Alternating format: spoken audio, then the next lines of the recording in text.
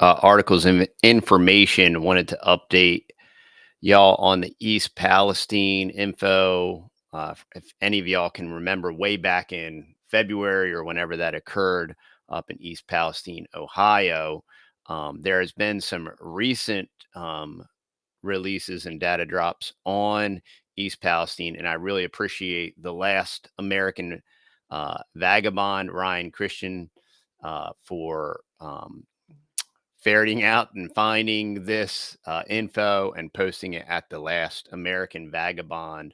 But we had touched on, the systematic poisoning of the world is kind of what's going on, and basically what is happening is all of our regulatory powers that be, unelected powers that be, are exclusively deep state, and they're participating in this great toxification event. There was another derailment of toxic substances near Philly. I think it was a CSX train that just recently happened, and that's kind of what brought this East Palestine info to light, because it was actually released maybe about 2 or 3 weeks ago. But let's look at a couple of these articles now. You're going to really enjoy this article. This was brought to us by what was the name of this website? It's like the Socialists Worldwide or something. It was pretty but at least they're putting out information instead of just deep sixing it and everything. Federal investigation reveals controlled release and burn that poisoned East Palestine was unnecessary. And it didn't just poison East Palestine, it basically poisoned the entire east coast of America. At a public hearing held last week. So this was released on June 27th. So at a public hearing held last week by the National Transportation Safety Board, investigators, so this is one of these regulatory agencies, right? Investigators were informed that the decision to vent and burn 5 train car loads, which were full of highly toxic vinyl chloride, was found unnecessary. This photo was taken with drone shots. Investigators from the National Transportation Safety Board were told that Norfolk Southern's decision to vent and 5 train cars of toxic chemicals had not been necessary in a public hearing last week. And where's the outcry from the demon craps and Republicards on this? Like, people are systematically allowing meanwhile, we can't have animals because they fart, and we have to eat crickets and lab grown chicken that are made in very sanitary petri dishes and fed very highly nutritious biodigesters. The controlled release and burn was carried out 3 days after the major derailment near the town in East Palestine, Ohio on February 3rd. This move, which contaminated the soil, groundwater, and atmosphere of the surrounding region with vinyl chloride and dioxins and sent a huge black smoke cloud billowing to the sky, was justified at the time as needed to avert imminent catastrophic explosion. That argument questioned at the time by independent experts has now been exposed as a lie. In early May, it was revealed that the company made decisions to blow up the tank cars without consulting federal authorities. Now, that's some revisionist history as well, because federal authorities and the EPA are actively involved, and they're actively involved in covering up the truth. So this cannot be facilitated, one, without a curated media like we have. Even currently now, we're seeing curation of data and hate speech stuff on Rumble, which is supposed to be this beacon of free speech, right? And people, even like Elijah Schaffer, who's kind of more mainstream, in my opinion, is exposing what Rumble and even Twitter is still doing the same thing. So all these things are created, and and if Wall Street's involved, the deep state's involved. I mean, half of Wall Street is deep state, cutouts and funded by missing funds. Um, The revelation that the claim used to justify the decision was a lie from the start demonstrates Norfolk Southern's deliberately chose to poison the area in order to get operations back up as soon as possible. Now, um, so they're going to try to turn this, especially since this is the socialist whatever. They're going to try to turn this into a corporate greed thing, right? So they're going to spin it as corporate greed, um, and all that good stuff.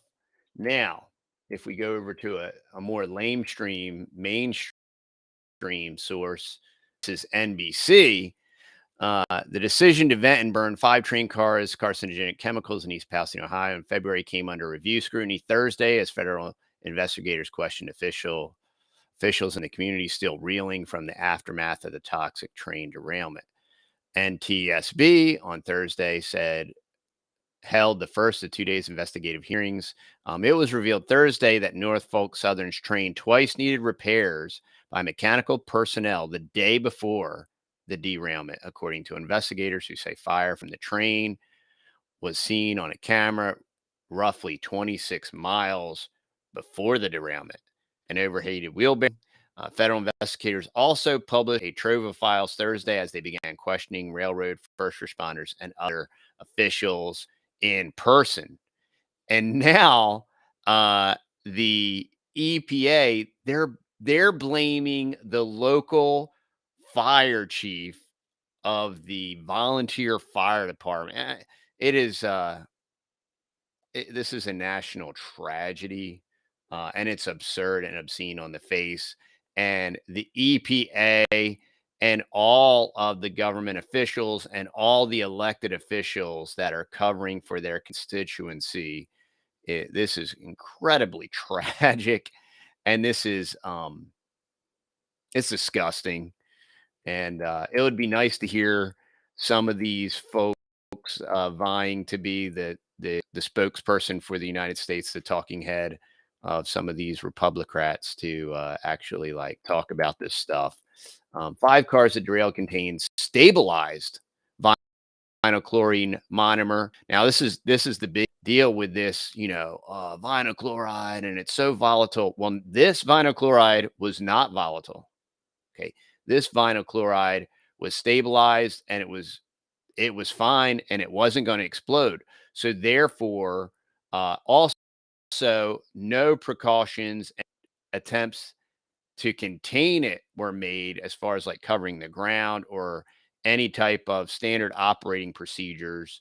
Um, Thirdly, um, if I had to guess, just from living in postmodern, post-truth America, they wanted to blow something else up that was on the train that wasn't on the docket itinerary or the manifesto. And this was just a good cover. That's kind of like what happens when, buildings collapse in the footprint, and then they just like all of the data from Whitewater, Enron, millions of dollars of gold and silver, FBI files missing Pentagon data with missing trillions, all conveniently just blow up on the same day. But they still find like passports unsinged and all that stuff. But it's very interesting. Okay, so now this comes from trains.com. So this is more just general reporting on the operation of trains and all these. During a rare hearing on Thursday, NTSB delved into the chain of events that led to the venting and burning of tank cars laden with vinyl chloride following February 3rd. The big question was the venting and burning necessary. The decision to intentionally breach the tank cars and ignite their contents produced the towering column of black smoke. So as you go through this article, they explain all of the technical data, and that this stuff, we made it clear based on our expertise of the chemical property, our product, that stabilized VCM would be unlikely to spontaneously polymerize under the conditions described to us by Norfolk Southern and its contractor, Paul Thomas, Oxyvinyl, Vice President of Health, Environment, Safety, and Security, told NTSB. So here, everybody wants to act like, oh, it's these greedy corporations, and they are. Hey, there's plenty of capitalism going on, and there's plenty of this whole duopoly and this deep state, transnational trillion-dollar corporations and conflation and everything. But what's being ignored is that safety measures and precautions are being taken and people are being responsible. And these vinyl chlorides, not that I'm saying that the use of vinyl chloride is a good thing, overall, it's not. But these vinyl chlorides were stabilized in case something like this did happen. The tankers were working the way they were designed. So even though there was some maintenance negligence or sabotage, okay, could have just easily been just as much sabotaged. We do have military age people leaking in over the border at 7 million. So it could have been them. It could have been plenty of signature reduction agents that we don't even know who they are and what they are and why they are and where they are. And they can move clandestinely in and out of national, international, transnational.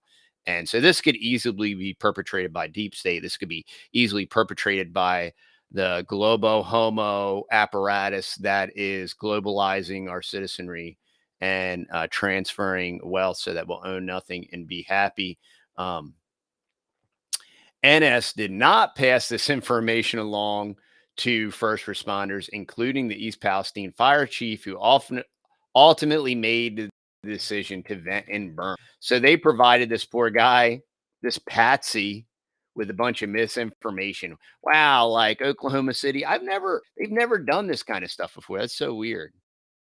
And then it's so weird that when this info out, we're worried about some billionaires like Sub or whatever that they already knew had imploded on itself, and supposedly these people died or whatever. That's what's funny. Like, oh, it's a tragedy and people died. We don't even know that, y'all. Like, none of the information. And meanwhile, everybody's like focusing on that stupid stuff and the poisoning of 100 million people. And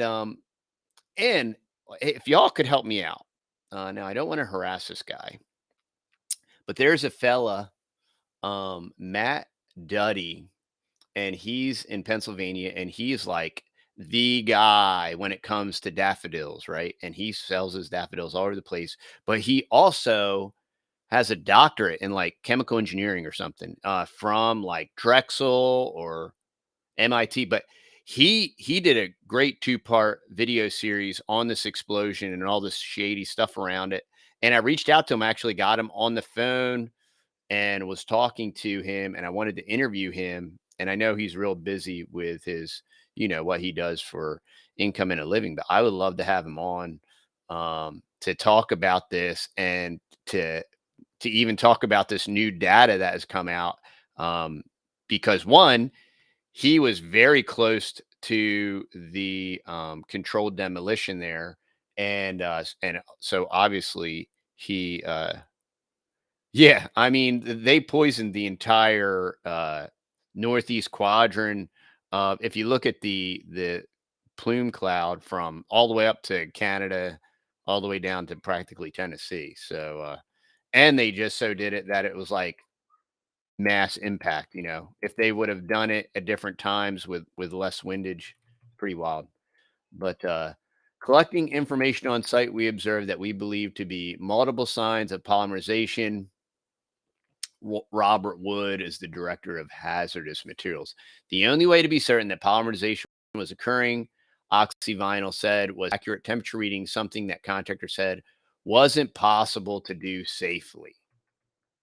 Norfolk Southern and its hazardous material experts evaluated other options, including re-railing the cars and moving them away for transloading, unloading them on site, and hot tapping, which involves welding an emergency valve onto the car and then drilling a hole through the car's metal skin. All were rejected due to damage from the wreck, thermal damage to the car's valves, and potential for additional mechanical and thermal damage that wasn't visible. The very last alternative is burn. When you get to that point, there are no other options available to us. Polymerization was just one of the factors officials considered before deciding on vent and burn. The potential that unknown mechanical or wreck damage also could lead to an explosion during the cleanup was a major concern. Yeah, of course, they're going to have these excuses on why they're terrible at what they do and why retrospectively it looks idiotic, moronic, and they poisoned a bunch of people and they're going to be they're not going to be held accountable for their supposed expertise. Meanwhile, the rest of society is supposed to trust the experts, trust the science, and it's all safe and effective. NS officials and hazardous material contractors proposed vent and burn as the best option in a meeting with the unified command. No one objected, and East Palestine Fire Chief Keith Drabick made the decision to proceed with the vent and burn. He only had 13 minutes to make the decision because weather and nightfall would make preparations difficult. There was no preparation. There was zero preparation. They didn't try to contain anything. They didn't put down any cover. They didn't put down any plastic. They did nothing to contain this thing. They blew it up.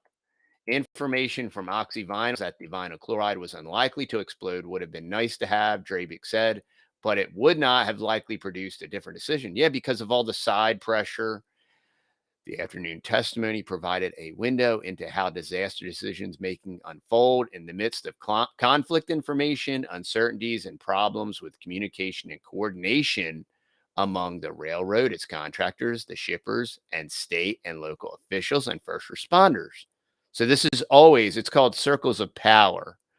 And they decentralize everything and they contain it in circles of power. So that way there can be all this misinfo, disinfo, and push the red button, push the red button. We have to push the red button now. And the guy pushing the red button has no idea what's actually going to happen when he pushed the red button. But then he says, well, I was just doing my job, and I had to push the red button because everybody agreed that I had to push the red button. And meanwhile, so we're going to have this catastrophic event. There will be nothing set in place to prevent this again because it's it's like tax loopholes, y'all. It's like the tax code. It's like the trillions of pages of the tax code. And all of these tax loopholes will remain in place, which if you're not participating in them using a CPA, you are an idiot or you just like funding all this stuff because these loopholes will always exist because the people that write them take full advantage of them legally. You know what I mean? And this is the exact same thing. The NTSB's questions focus on how the vent and burn decision was reached. NTSB has said that the derailment of train 32N likely was caused by the catastrophic failure of a wheel bearing on the covered hopper. But see, here's the thing. These cars are engineered for that, right? And not only that, the vinyl chloride was stabilized in the event that this happened. So there was and were countermeasures and precautions taken. These countermeasures and precautions worked. And then all these regulatory bureaucratic idiots and all these useful idiots that can always claim, oh, we didn't know, or oh, weapons of mass destruction. And we were only operating under, the information we had at the time. It's always the same thing. And it's like we were, and that's what's so foolish about this Hegelian political dialectic, where you have all of these Republican people that are running for the selection, right? And so many of them are parroting all of this proxy Ukraine stuff and fight them over there so we don't have to fight them over here, right? I remember that. I lived through Iraqi freedom and Desert Storm and all that stuff. And there was all these weapons of mass destruction. And now, in a postmodern, post-America, post-truth world, now everybody looks back and mocks George W. Bush, which, dude, how easy is that? The guy acted like it and talked like a total moron by design. Homeboy is not dumb. Okay. You don't do all the things that he did and get placed in the position that you got handpicked for by dangling chads and by being stupid. It's very foolish, but it's always the same, and they do it the same way and they don't even switch up their game. And there's so much bureaucracy. You know what the solution is? The solution is dramatically shrink the size of the federal apparatus by 95%. And until somebody's even willing to talk about that, it's all bogus. Until somebody's talking about actually, one of these Republican guys is, Tim Scott, we're going to take all this money. We're going to take all this new money. We're going to take all this new money, right? That shouldn't have been spent in the first place. And we're not going to spend it on those 87,000 new IRS agents that are coming out to harass and collect you at the end of a gun. We're going to give it to yo, you're a moron. You're an idiot, and you're certainly not a fiscal conservative, because you would say we're going to abolish all of that spending and give it back and stop printing it, because it is the problem. Not, oh, we're gonna take it off of the voodoo bad juju Democratic Joe Biden, and you always gotta say Joe Biden. It's dumb. And Republicans listen to this. Oh, that guy, he loves Jesus. He's so good. He's going to quote the Bible and mock you, especially like the other guy with the white hair and the dark tan. What's his? Pence.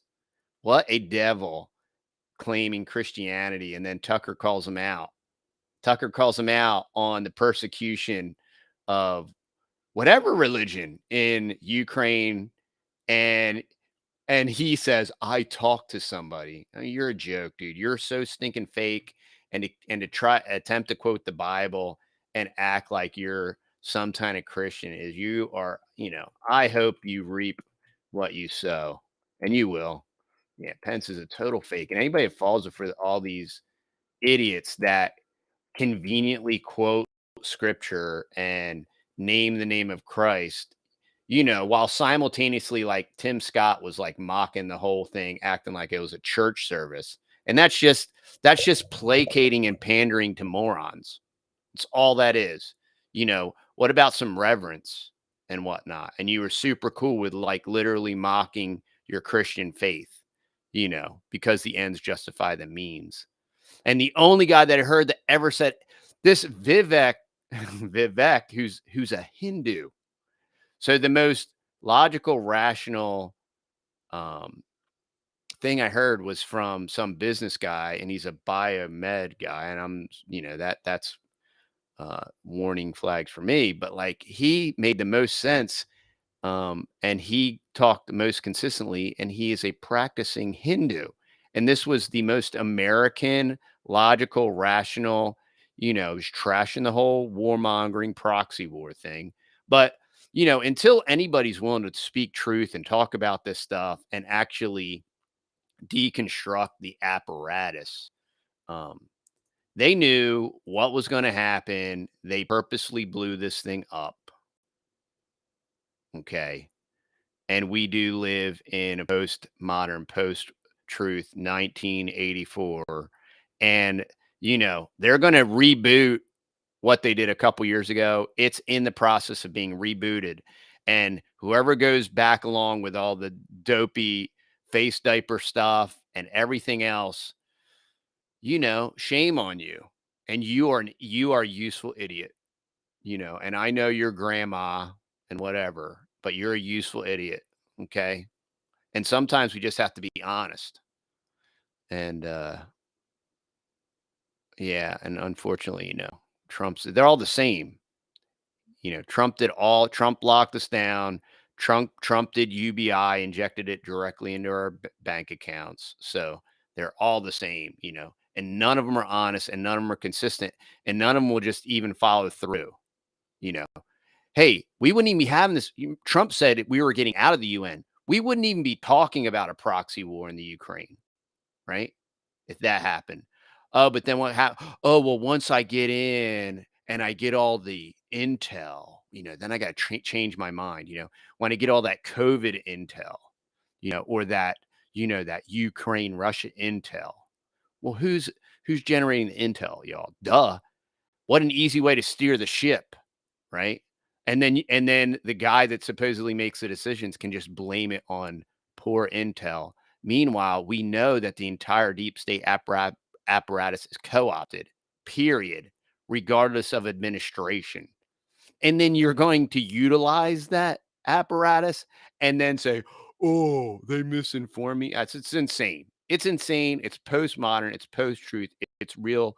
Uh, we are living in an Orwellian dystopia, and it's unbelievable that people want to supposedly are waking up and they just remain in this Hegelian apparatus. And yeah, it's kind of unbelievable. But yeah, I just wanted to push this information out. Like, share, subscribe. And this is a value for value proposition. So if you enjoy what we're doing and the information that we provide, please share it. We're on all these different platforms. We want to get the information out. We are definitely super shadow banned and all that good stuff. And Rumble only heats you if you live stream. And so please share the information and go to the TexasBoys.com if you want some of our cool merch and t-shirts and stickers, or if you're interested in unvaccinated honey, or maybe some awesome, super cool coffee that's great. If you're carnivore and you're local and you're looking for beef and pork, I think we still have a whole cow left, and we sell them in wholes and halves, and I think we have one pork left. So hit that up too. We love y'all. We appreciate all the love and the support. And I would love to be able to punch through the shadow ban and get the subs to go back up. So maybe y'all can help us out with that. Maybe we can punch Al Gore and his rhythms like right in the throat, right in the Adam's apple. Pya! Okay. You can tell that I'm benefiting from the carnivore diet, but OG. And I'm sorry, guys. I was kind of doing my thing and not fully corresponding with the chat. But yeah, we love and appreciate y'all. Share this stuff. Y'all have an awesome, awesome day, and we'll see you.